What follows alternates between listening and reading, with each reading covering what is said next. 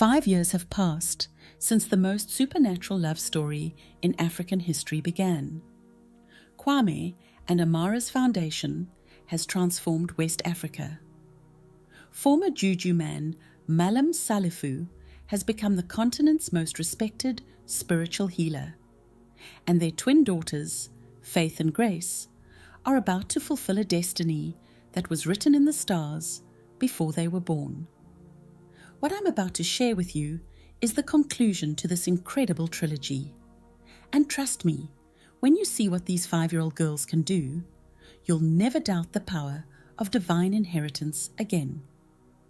This is the story of how 2 children changed the spiritual landscape of an entire continent.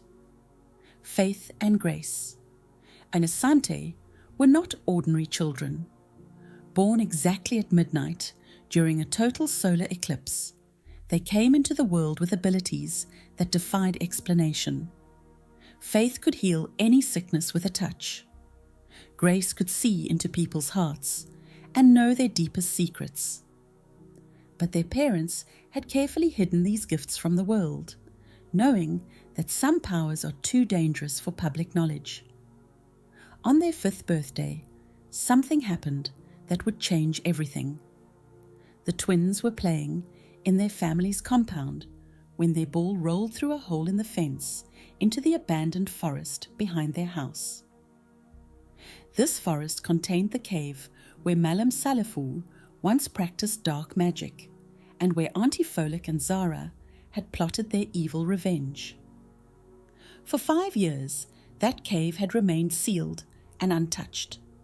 Local people avoided it, claiming strange lights and voices came from within. But 5-year-old children don't believe in fear. They believe in adventure. "Grace, let's get our ball," Faith whispered to her sister. "Mama said never go into that forest," Grace replied, but her eyes were already sparkling with curiosity. "Just this once. We'll be super quick." And with those innocent words, the most powerful spiritual event in modern African history was set in motion. As the twins crawled through the hole in the fence, the forest seemed to welcome them.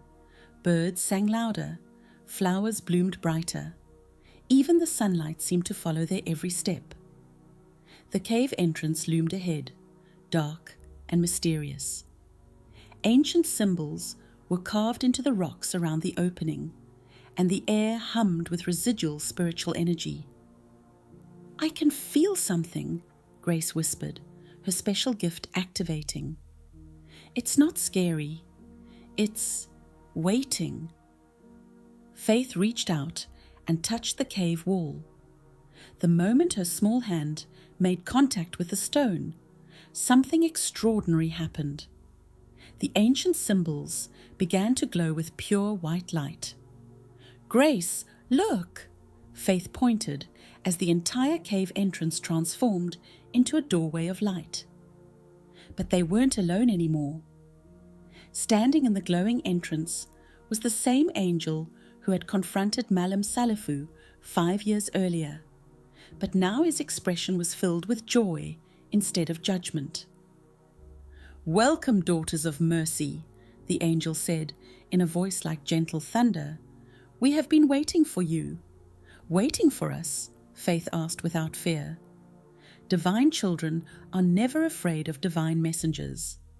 "Yes, this cave holds something that belongs to your family, something that has been waiting for the right time, the right hearts, the right purpose."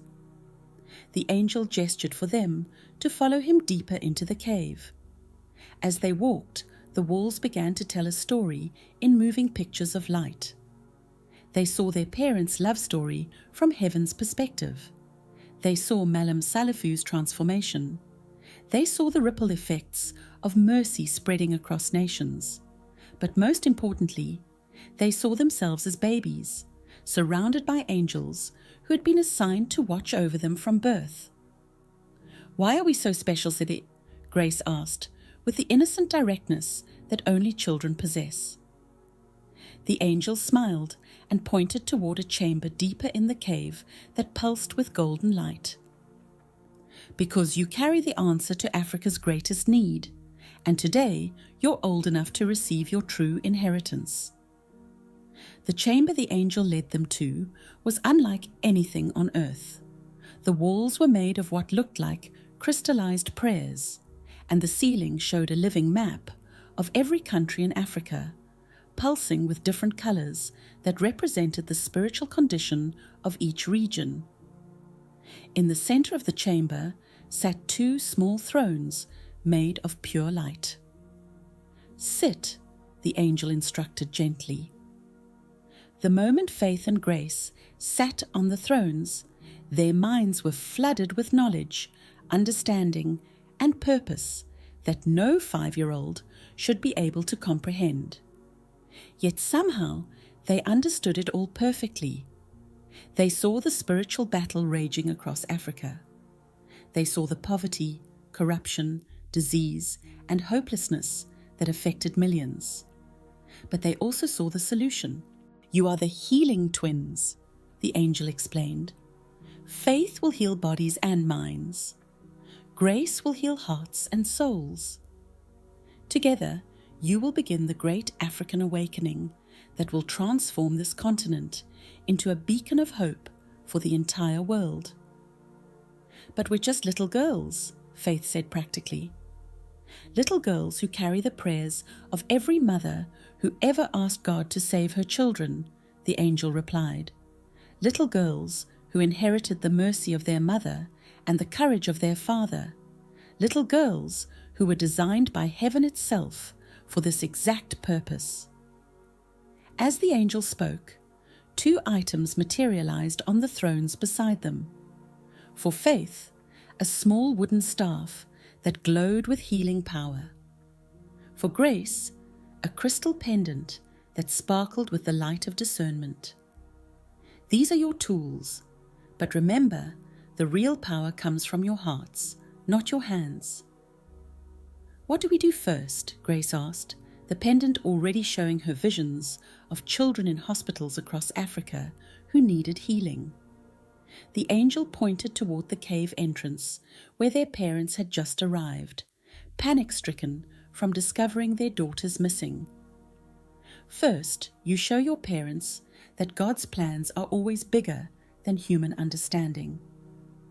Kwame and Amara burst into the cave, calling their daughters' names, their hearts filled with every parent's worst nightmare. But as they entered the chamber of light, their panic transformed into awe. Their 5-year-old daughters sat on thrones of light, speaking with an angel, holding divine artifacts, and radiating a peace that could only come from heaven itself. "Mama, Papa," Faith called out joyfully. "Look what we found." "We found our real job," Grace added, with the matter-of-fact tone that children use to announce life-changing revelations. Amara fell to her knees, recognizing immediately what was happening. Kwame stood frozen, his businessman's mind struggling to process the supernatural reality before him. The angel turned to the parents with infinite compassion. "You have raised them well. Their hearts are pure, their spirits are strong, and their purpose is clear. But now begins the most challenging part of your journey as their parents." "What do you mean?" Kwame asked, finding his voice. "You must let them do what they were born to do, even though they're only 5 years old. The world needs them now, not later." Amara stood up slowly, her mother's heart warring with her spiritual understanding. "How can we let babies carry such responsibility?" Grace climbed down from her throne and walked to her mother, the crystal pendant around her neck showing her exactly what to say. "Mama, remember when you were young and you felt bad because you could only give little food to hungry people and you wished you could help everyone?" Amara nodded, tears forming in her eyes. "Well, now you can, through us. God made us to be your hands that can reach everywhere. The wisdom coming from a 5-year-old was so profound that even the angel looked impressed.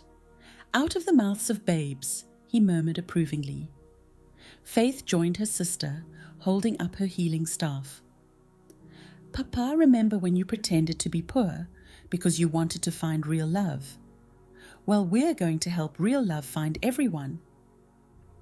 As the family stood together in the divine chamber, the angel raised his hand, and the cave walls began to show them something that made their breath catch. A vision of the twins' first mission, a vision that would test their faith, challenge their abilities, and announce to the world that heaven had sent help. "Tomorrow," the angel said, "you will go to the children's hospital in Kumasi, and there the great African awakening begins." The next morning, Kwame, Amara, and the twins arrived at Kumasi Children's Hospital. They had come quietly, without media attention, carrying nothing but faith and 2 divine artifacts. The hospital was a place of heartbreak. Sick children filled every bed. Parents sat vigil with hollow eyes. Doctors worked tirelessly against diseases they couldn't cure. Dr. Akoshua Mensah, the head pediatrician, recognized Kwame immediately. The Asante Family Foundation had funded a new wing of the hospital the year before. "Mr. Asante, what brings you here today? And why did you bring your children to such a sad place?" Faith looked up at the doctor with eyes older than her years. "We came to make it not sad anymore." Before anyone could stop her, Faith walked straight to the terminal ward where the sickest children lay dying. Her healing staff, invisible to everyone except her family, began to glow brighter with each step. The first bed held a 3-year-old boy named Kofi, who had been in a coma for 2 months. Brain cancer, no hope. His mother sat beside him weeping.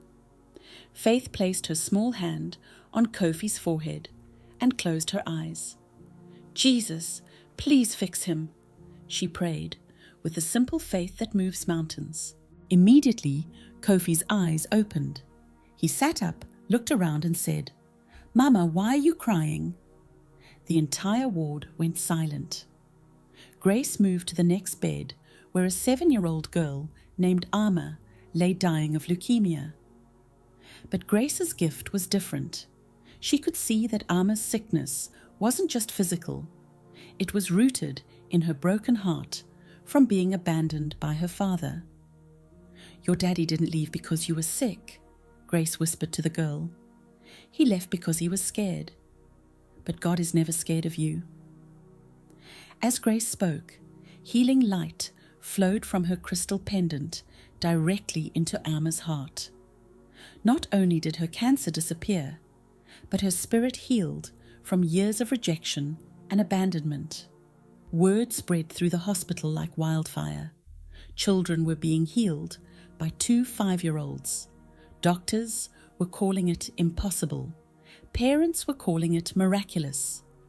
But the twins were just getting started. For the next 4 hours, Faith and Grace moved from bed to bed, room to room, healing every single child in the hospital. Tumors vanished, broken bones mended, diseased organs regenerated.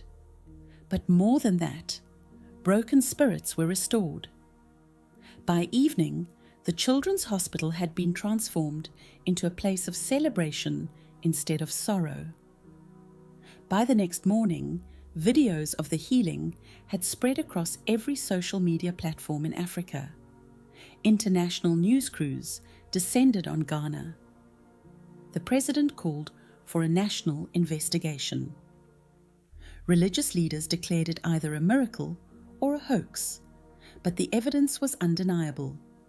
Medical records showed 47 children who had been terminally ill were now completely healthy. The twins, meanwhile, were sitting in their backyard, playing with dolls as if nothing extraordinary had happened. "Faith, Grace," their mother asked gently, Do you understand that the whole world is talking about what you did yesterday? Yes, Mama, Faith replied, without looking up from her doll. But we're not finished yet. What do you mean? Grace pointed toward the mango tree where the angel was sitting, visible only to the family. He says tomorrow we go to the prison, Grace announced matter-of-factly. The prison? Kwame's voice cracked. What 5-year-olds belong in a prison? The angel materialized fully, so all of them could see him clearly. The ones who carry the power to transform hardened criminals into advocates for justice. The ones who can heal the hatred in men's hearts and replace it with hope. Over the next month, Faith and Grace visited every major institution in Ghana. Prisons, where murderers wept like babies and became ministers. Mental hospitals, where the psychologically broken found sanity through supernatural love. Government offices, where corrupt officials confessed their crimes and returned stolen money.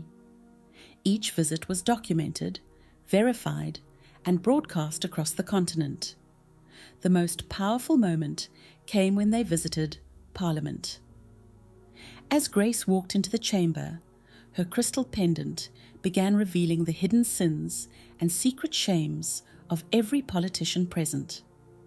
But instead of condemning them, she simply said, God still loves you, even when you do bad things, but He wants you to stop now. One by one, grown men and women began to confess, apologize, and commit to serving their people honestly. Within 6 months, Ghana's corruption index dropped to near zero. Crime rates plummeted. The economy began to boom as honest leadership attracted international investment. But the transformation wasn't limited to Ghana. Presidents from across Africa began inviting the twins to visit their countries. Each visit produced the same results: healing, restoration, transformation, and awakening. Nigeria experienced a spiritual revival that ended decades of ethnic conflict.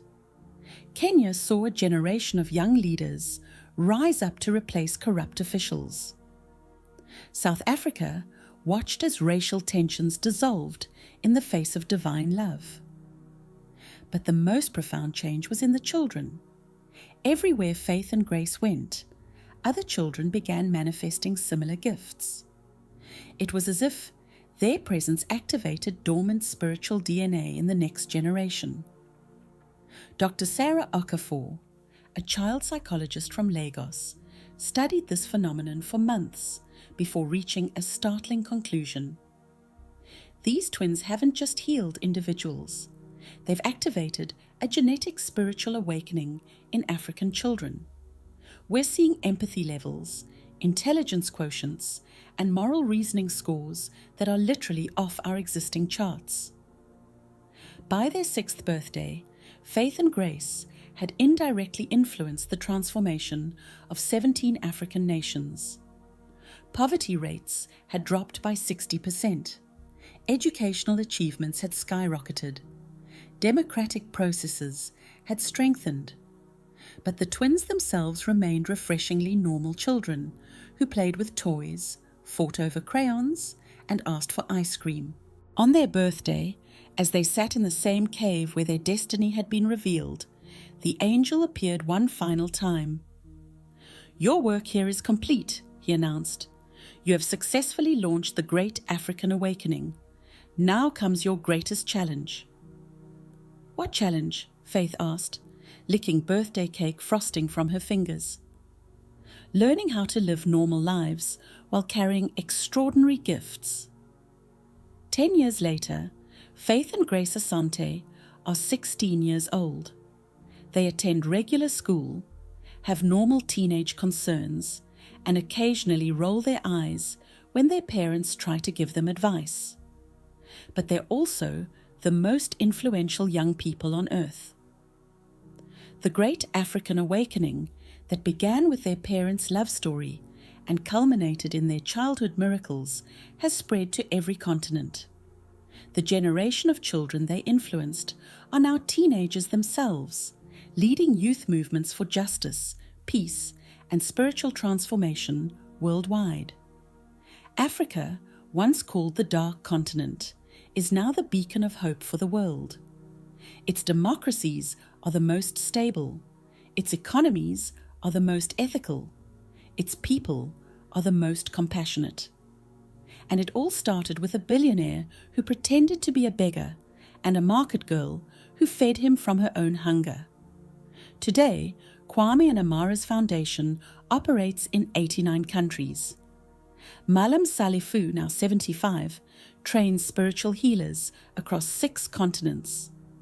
Papa Kofi and Mama Essie run the world's largest reconciliation ministry for broken families. But the most beautiful part of this story is that it's still writing itself.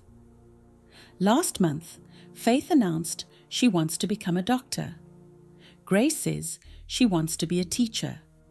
They're applying to universities like normal teenagers, dating, much to their father's dismay, and planning futures that look remarkably ordinary. "Aren't you concerned about wasting your supernatural gifts?" a journalist asked them recently. Faith laughed. "Supernatural gifts aren't wasted when they teach you how to love naturally." Grace added, "Besides, we did what we were sent to do. We showed the world that heaven still cares about earth. Now it's everyone else's turn to keep the love going." And they're right. The generation they influenced has taken up the mission. Every day, somewhere in the world, someone makes a choice to show mercy instead of judgment, kindness instead of cruelty, love instead of hate. The ripple effects of one simple decision, to feed a hungry stranger, continue to spread across the globe, touching lives, healing hearts, and transforming nations. This is the end of our trilogy about divine love, supernatural justice, and the power of mercy to change the world. 3 stories that prove heaven is still writing love stories on earth, still sending angels to protect the innocent, and still blessing those who show kindness to strangers. But really, this isn't the end. It's the beginning. Because somewhere in your own life, there's a hungry stranger waiting for your mercy. There's a divine appointment waiting for your kindness. There's a love story waiting for your courage. The question is, will you recognize it when it comes? Will you be the Amara who feeds the beggar? The Kwame who risks everything for love? The parent who trusts heaven with their children? The child who changes the world with simple faith? Your story is waiting to be written, and heaven is watching to see what you'll choose. Don't scroll away without subscribing for more incredible stories that will restore your faith in love, mercy, and divine justice. Hit that notification bell and share this trilogy with someone who needs to believe in miracles again. Tell me in the comments, what supernatural purpose do you think you might be carrying?